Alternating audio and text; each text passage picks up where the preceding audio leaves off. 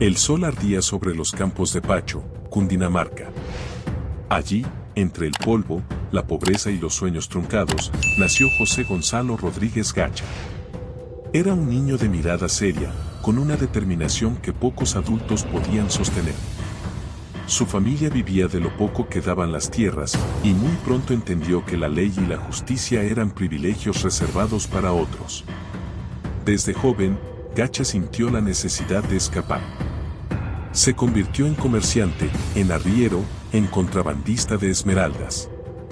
En cada negocio, aprendía un poco más sobre el miedo y el poder. Su carácter lo separaba de los demás, hablaba poco, pero actuaba con una frialdad que imponía respeto. A finales de los años 70, su destino lo cruzó con un hombre que marcaría su vida, Pablo Emilio Escobar Gaviria. Lo que comenzó como una relación de conveniencia se transformó en una alianza que haría temblar a gobiernos enteros. En los años 80, mientras el mundo bailaba al ritmo del pop, en Colombia nacía el imperio de la cocaína. Rodríguez Gacha, apodado el mexicano por su fascinación con las películas de vaqueros, se convirtió en el brazo armado del cartel de Medellín. Su papel era claro: proteger las rutas, eliminar enemigos, imponer miedo. Pero su ambición era aún mayor. El mexicano no solo era un soldado, era un estratega. Construyó laboratorios, extendió redes hacia México y Centroamérica y comenzó a reclutar mercenarios profesionales. Su ejército personal lo convirtió en uno de los hombres más poderosos del continente. Si la cocaína es el oro blanco, decía Gacha, entonces yo soy el rey de las minas. Sus fincas se llenaban de caballos finos, helicópteros y armas automáticas. Su fortuna creció tanto que podía comprar pueblos enteros. Pero con cada nuevo millón, el enemigo se acercaba más.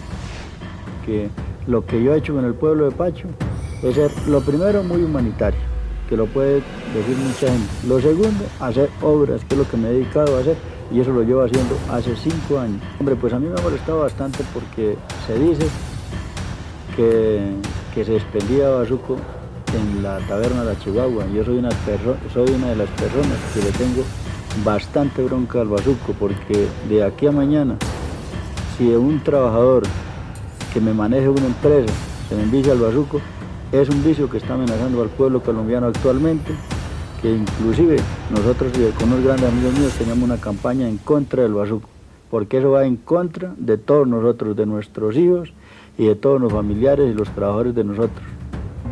El gobierno colombiano, presionado por Estados Unidos, inició la cacería contra el cartel de Medellín. Rodríguez Gacha, paranoico, comenzó a eliminar a todo aquel que pudiera traicionarlo. Los campos de Boyacá se tiñeron de sangre. Los enemigos del mexicano no solo eran los policías o los rivales de Cali, también lo eran sus propios aliados. Mientras Escobar luchaba por el control político, Gacha se obsesionó con crear su propio ejército paramilitar. Nació Más, Muerte a Secuestradores, un grupo clandestino que asesinaba sin piedad a guerrilleros y sospechosos. Para muchos campesinos, Gacha era un protector, para el Estado, era un monstruo. En los años más oscuros de Colombia, el mexicano mandaba más que los gobernadores. Su palabra era ley. Su dinero corrompía policías, jueces y militares. Las avionetas despegaban cada noche desde pistas ocultas, cargadas de cocaína rumbo a México y Estados Unidos. Era el puente entre Escobar y los carteles mexicanos que luego dominarían el mundo. De hecho, fue Rodríguez Gacha quien sentó las bases de las rutas que después usarían Amado Carrillo Fuentes y el Chapo Guzmán. Pero el poder tiene un precio. Su hijo, Freddy Rodríguez, comenzó a mostrar la misma ambición de su padre, y eso lo llevó a cometer errores. Las fuerzas de seguridad ya tenían sus coordenadas. Diciembre de 1989.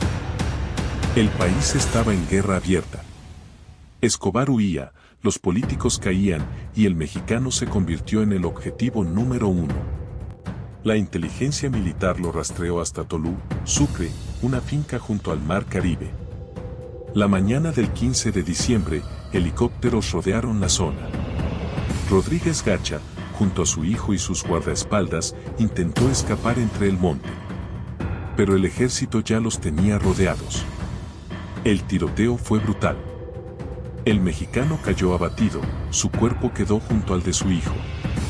Los periódicos anunciaron su muerte como un triunfo del Estado, pero en los barrios, muchos lo lloraron como a un héroe. Su leyenda no murió con él. Dejó un legado de sangre, dinero y miedo que todavía hoy resuena en las sombras del narcotráfico. Pacho, Cundinamarca, década de 1950. La tierra era seca, el trabajo duro y la esperanza escasa. José Gonzalo era apenas un niño que miraba con rabia como los ricos pasaban montados en caballos blancos mientras su madre lavaba ropa ajena en el río. En las noches, su padre le contaba historias de campesinos que se habían hecho ricos traficando esmeraldas.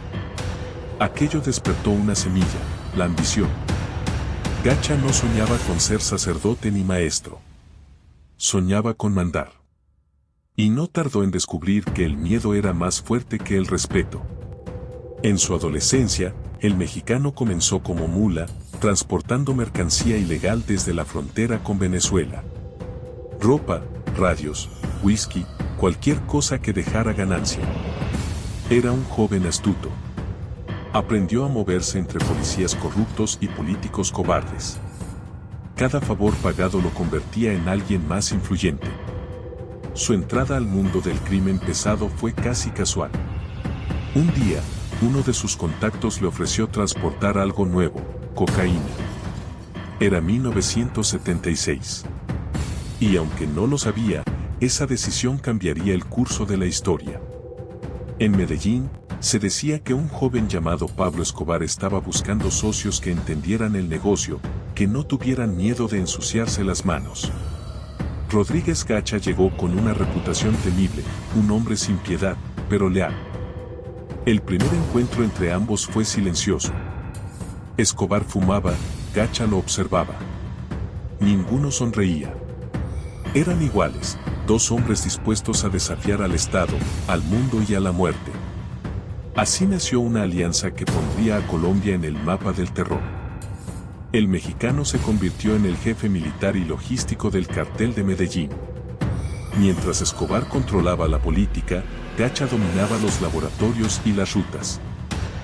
Gacha entendió que no se podía mantener un imperio sin control territorial. Por eso reclutó a exmilitares, mercenarios y sicarios para formar su ejército privado. Sus fincas se transformaron en bases armadas. Cientos de hombres entrenaban con fusiles M16, granadas y tácticas de guerra. Fue el primero en usar uniformes militares falsos, helicópteros camuflados y comunicación por radio. Su obsesión era el orden. Decía, la disciplina hace al hombre poderoso. El miedo lo mantiene vivo. El cartel de Medellín se benefició de su visión militar. Los envíos a México eran más seguros, las rutas más estables y los enemigos, más silenciosos. Antes de la cocaína, Gacha había sido contrabandista de esmeraldas. Conocía el valor de las piedras, pero también las guerras que generaban. En Boyacá, los mineros lo temían y lo respetaban. Convirtió la región en su reino verde, donde cada gema era una bala disfrazada. Cuando el negocio de la cocaína estalló, el mexicano unió ambos mundos. Creó un sistema de lavado de dinero disfrazado de inversiones en minas. Cada kilo vendido en Estados Unidos regresaba convertido en propiedades, caballos de paso fino y joyas. El lujo lo rodeaba, pero él nunca dejó de sentirse campesino. Decía con orgullo, soy de tierra. Y la tierra me va a enterrar rico. Mientras el cartel crecía, también lo hacía la presión internacional. Estados Unidos exigía resultados. El gobierno colombiano, cansado de los atentados, comenzó a formar escuadrones de élite. Pero Gacha tenía informantes en todos lados. Pagaba millones por cada dato y respondía con fuego por cada traición.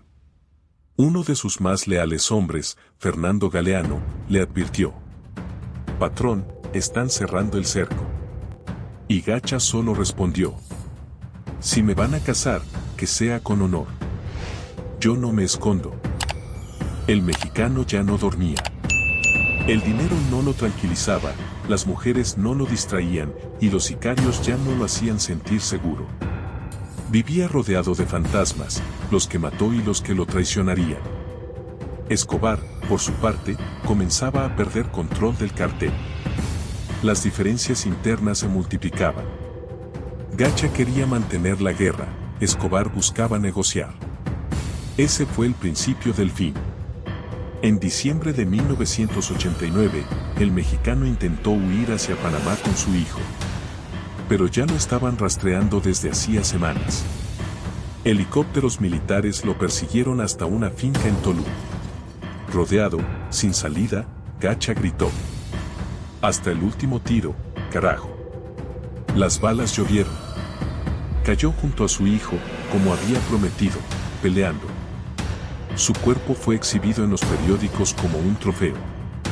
Pero en las calles, la gente murmuraba su nombre con respeto y miedo. Años después, muchos aseguran haberlo visto en Panamá, en México o en la selva. Su fortuna nunca fue completamente hallada. Algunos dicen que enterró millones en fincas de Córdoba y Boyacá. Su influencia sobrevivió en los nuevos carteles. De sus rutas nacieron los imperios de los Zetas, el Chapo Guzmán y Amado Carrillo.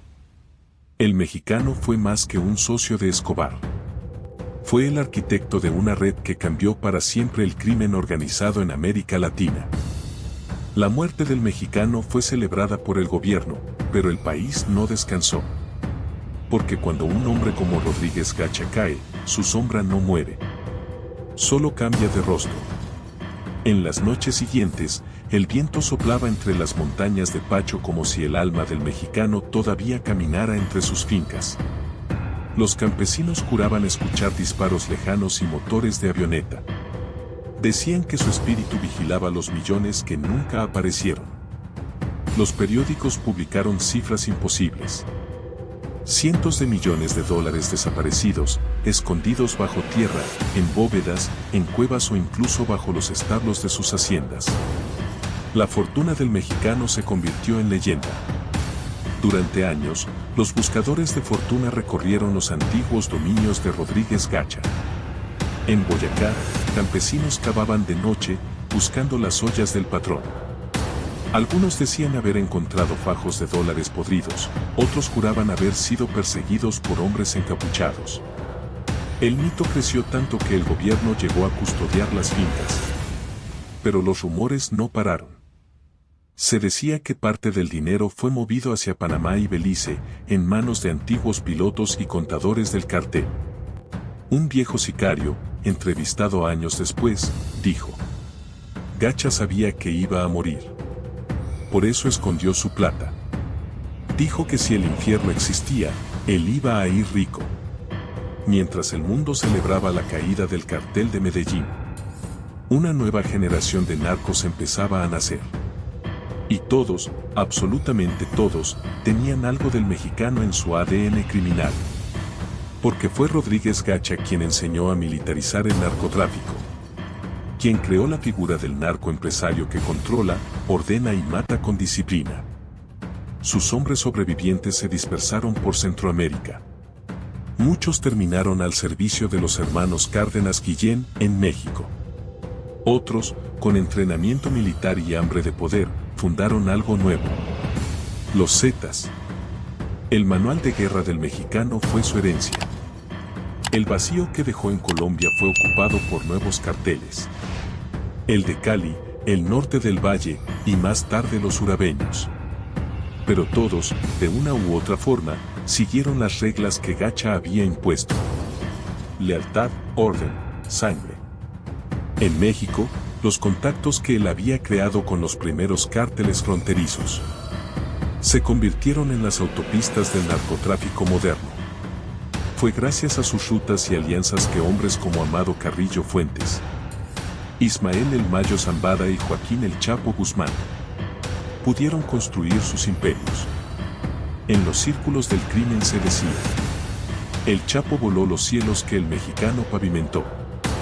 Detrás del monstruo había un hombre: José Gonzalo Rodríguez Gacha fue también padre, esposo, amigo de muchos, enemigo de más. Amaba los caballos, los gallos de pelea y el silencio del campo. Un guardaespaldas contó años después.